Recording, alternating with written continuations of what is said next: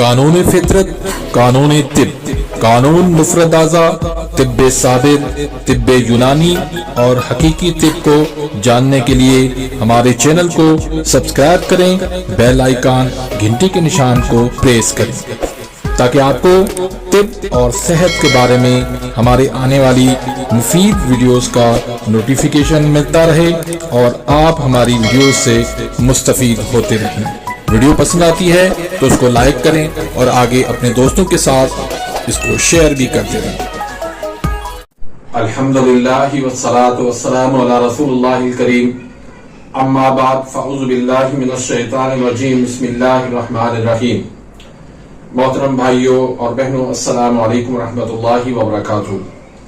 अल्लाह पाक से दुआ है अल्लाह पाक आप तमाम भाइयों की और तमाम बहनों की परेशानियां दूर फरमाए और अल्लाह पाक आपको कामिल सेहत वाली जिंदगी अता फरमाए।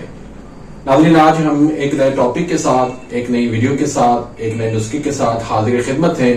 आज का जो हमारा टॉपिक है वो है कि एक बेहोश मरीज को कैसे होश में लाया जाए। आप अगर मदद चलाते हैं तो अचानक से कोई ऐसा मरीज आ सकता है कि जो बेहोशी की हालत में हो, या अगर आप किसी के पास जाते हैं मरीज को देखने के लिए तो वहां पर आप मरीज को देखते हैं कि वो बेहोशी की हालत में है। तो आज हम सीखेंगे कि कैसे एक बेहोश मरीज को होश में लाया जाए और बगैर किसी दवाई के और फौरी तौर पर अल्हम्दुलिल्लाह मरीज जो है वो होश में आ जाता है। या फिर आपके घर के अंदर जो है वो कोई ऐसा मसला हो जाता है कि मरीज जो है वो बेहोश हो जाता है, तो उसको कैसे आप घर के अंदर ही हॉस्पिटल पहुंचने से पहले आप उसको कैसे उसको होश में ला सकते हैं। तो ये वक्त की बहुत ज्यादा जरूरत है। बहुत सारे भाई इसको नहीं समझते और परेशान हो जाते हैं। तो जब भी अगर आपके घर में आपके मतलब के अंदर कोई ऐसा मरीज बेहोश हो जाता है तो आपने क्या करना है कि सबसे पहले आपने मरीज को ऐसे हाथ रख के आपने उसको आवाज देना है कि हसान हसान हसान, इस तरह आवाज देनी है। अगर वो मरीज वो आपकी आवाज जो है वो सुन के उठ जाता है तो इसका मतलब ये है कि वो बेहोशी की हालत में नहीं है। अगर वो बेहोशी की हालत में होगा तो वो आवाज आपकी उस पर जो है वो जवाब नहीं देगा। तो सबसे पहले आपने ये कि घबराना इसमें नहीं है, परेशान नहीं होना। इसमें आपने एक चीज का ये भी देखना है कि कहीं मरीज को हार्ट अटैक तो नहीं हुआ। तो हार्ट अटैक के लिए सबसे पहली बात ये कि आपने इसकी मरीज की नब्ज देखनी है। नब्ज अगर ऊपर मुशर्रफ जो है वो चल रही है तो इसका मतलब ये है कि वो उसको हार्ट अटैक नहीं हुआ। दूसरा ये कि अगर आप नब्ज से समझ में नहीं आ रही बात तो उसके ये ऐसे गर्दन, इसके गर्दन पे आप ऐसे हाथ रखेंगे दोनों साइड पे तो यहां पर भी आपको नब्ज महसूस होगी। तो इससे भी पता चलेगा कि इसको मरीज को हार्ट अटैक नहीं हुआ है। अब जब ये यकीन हो गया आपको कि मरीज को हार्ट अटैक नहीं हुआ, इसको ये बेहोशी की हालत में है, तो अब क्या करना है, आपने सबसे पहले जो काम करना है वो ये करना है कि आपने मरीज की जो है वो ऐसे गर्दन जो है इस तरफ दाईं साइड पे या बाईं साइड पे आपने मोड़ लेनी है।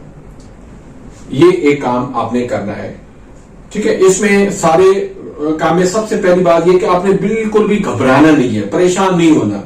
अगर आप हकीम हैं तभी परेशान नहीं होना। अगर आप घर के अंदर किसी भाई को, किसी बहन को, किसी जो है वालिद को, वालदा को, किसी को भी जो है इस कंडीशन में आप देखते हैं बेहोशी की हालत में, तो आपने परेशान बिल्कुल नहीं होना। ये कोई बड़ा मसला नहीं है, आसानी से। इसमें जो है मैं आपको एक चीज बता दूं कि जब भी मरीज बेहोश हो जाता है तो उसका जो है वो नर्वस ब्रेकडाउन हो जाता है, यानी जो ब्लड की सर्कुलेशन होती है दिमाग की साइड वो जो है वो नहीं पहुंच रही होती, बिल्कुल बंद हो जाती है।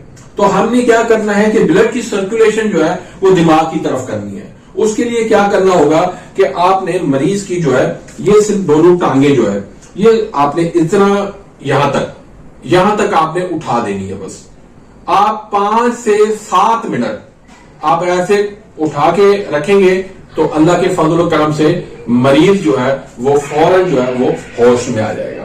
तो ये फर्स्ट एड है اور فوری طور پر مریض جو ہے وہ بے ہوشی سے جو ہے وہ ہوش میں آ جاتا ہے. کسی آپ کو دوائی کی ضرورت نہیں پڑتی, کسی جو ہے وہ ہاسپٹل میں آپ کو جانے کی ضرورت نہیں پڑتی, کسی ٹیسٹ کی ضرورت نہیں پڑتی. اس میں ایک چیز کا میں آپ کو اضافہ کر دوں کہ یہ جو بے ہوشی ہوتی ہے, یا تو یہ کہ سر پہ چوٹ لگتی ہے, دماغ میں چوٹ لگتی ہے اس وجہ سے ہو جاتی ہے, یا پھر کوئی ٹینشن یا کوئی ایسا صدمہ پہنچتا ہے تو اس وجہ سے بھی بے ہوشی ہو جاتی ہے, یا پھر یہ ہوتا ہے کہ کچھ مریض ایسے ہوتے ہیں جن کو دورے پڑتے ہیں, کمزوری کی حالت میں وہ اعصاب جو ہے وہ ان کے وہ صحیح طرح سے کام نہیں کر رہے ہوتے, اعصاب تک جو ہے وہ بلڈ کی سرکولیشن نہیں پہنچ رہی ہوتی.